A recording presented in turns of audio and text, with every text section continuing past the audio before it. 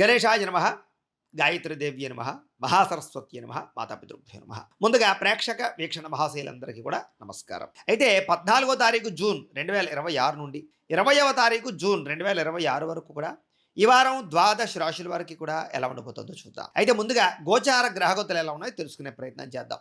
అయితే ఈ వారం గోచారం చూసుకున్నట్లయితే రవి 16వ తారీఖు వరకు కూడా వృషభ రాశిలో సంచారం చేస్తున్నాడు. ఆ తర్వాత మళ్ళీ మిథునంలోకి ప్రవేశం చేస్తున్నాడు. కుజుడి వారం అంతా కూడా మేషరాశిలోనే సంచారం చేస్తూ ఉంటాడు. బుధుడి వారం అంతా కూడా మిథున రాశిలో సంచారం చేస్తూ ఉంటాడు.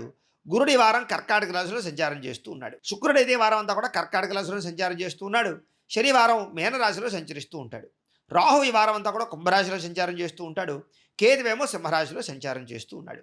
ఈ కారణంగా ద్వాదశ రాశుల వారికి కూడా ఈ వారం ఎలా ఉండబోతుందో చూద్దాం. ఇక కుంభరాశి వారి యొక్క ఫలితాలు. అయితే ఈ వారం మీ గోచార గ్రహగతులు చూసుకున్నట్లయితే కనుక మిశ్రమ ఫలితాలు కనపడుతున్నాయి. ముఖ్యంగా నిరుద్యోగులకి చాలా మంచి అవకాశాలు వచ్చినా కూడా మీ స్కిల్స్ సరిపోకపోవడం కానీ, మీరు అనుకున్నంత రీతిలో మీరు చక్కగా ప్రతిభావంతంగా ఇంటర్వ్యూలో పాల్గొనకపోవడం వల్ల కానీ, ఇలాంటి వాటి వల్ల చిన్న త్రుటిలో మీకు ఉద్యోగాలు తప్పే అవకాశాలు కనపడుతూ ఉన్నాయి.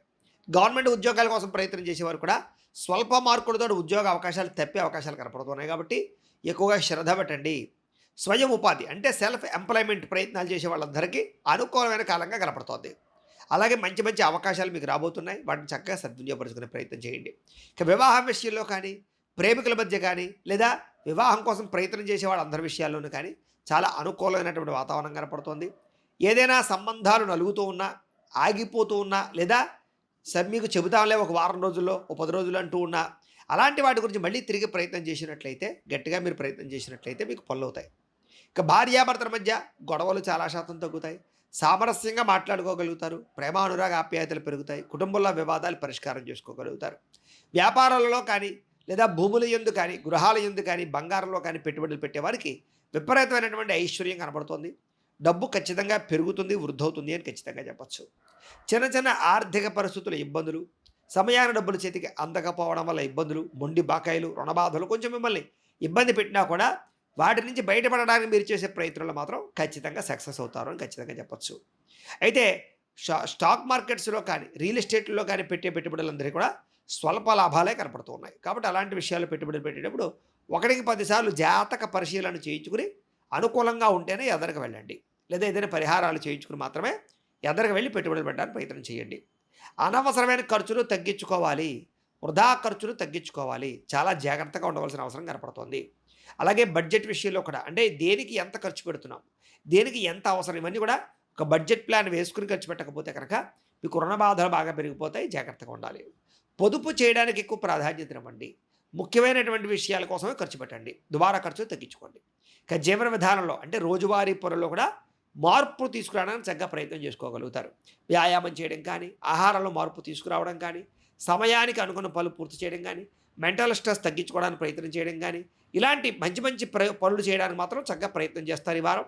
యోగా కానీ, మెడిటేషన్ కానీ ఇలాంటివి ప్రాక్టీస్ చేయడం వల్ల కూడా మీకు చక్కని అనుకూలమైనటువంటి వాతావరణం అయితే కనపడుతుంది. కాబట్టి వాటి యందు శ్రద్ధ ఎక్కువగా పెట్టవచ్చు.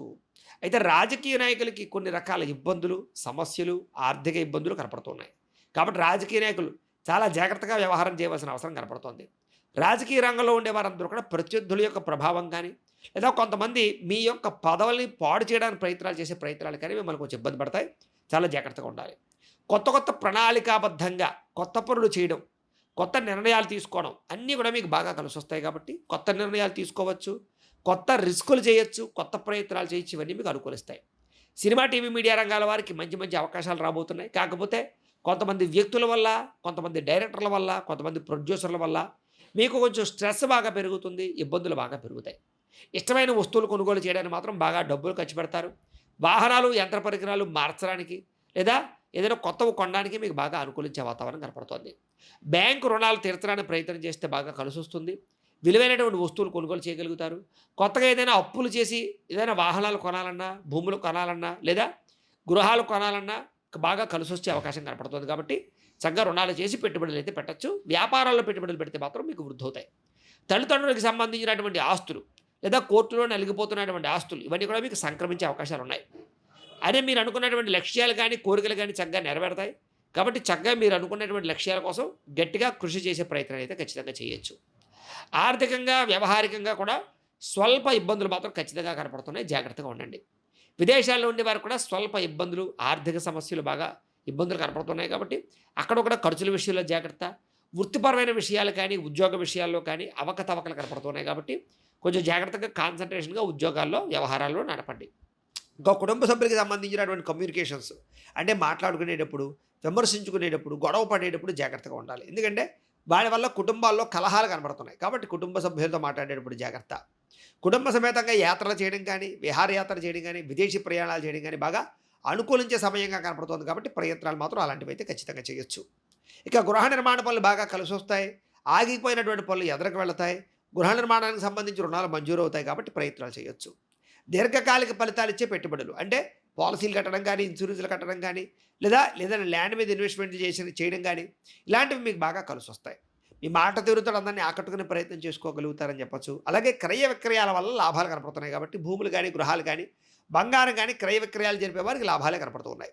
అయితే ఇంట్లో ఆగిపోయిన శుభకార్యాలు ఎదగవలడం, సంతాన ప్రాప్తి, ఉద్యోగ ప్రాప్తి, వివాహ ప్రాప్తి, విదేశీయాన యోగ్యతలు లాంటివి మాత్రం అనుకూలంగానే కనపడుతూ ఉన్నాయి. ముఖ్యంగా ప్రేమికులకి కలిసొచ్చే కాలంగా కనపడుతోంది. విడిపోయిన ప్రేమికులు కలవడం కానీ, ఇంట్లో వివాహం కోసం అంగీకరించుకునే ప్రయత్నాలు చేయడం కానీ, వైవాహిక జీవితంలో ఉండే సమస్యలు పరిష్కారం చేసుకోవడం కానీ, భార్యాభర్తల మధ్య గొడవలు తగ్గడం కానీ, ఇలాంటి అనుకూలమైన వాతావరణం కనపడుతోంది కాబట్టి భార్యాభర్తల మధ్య సఖ్యత అయితే ఖచ్చితంగా ఉంటుంది.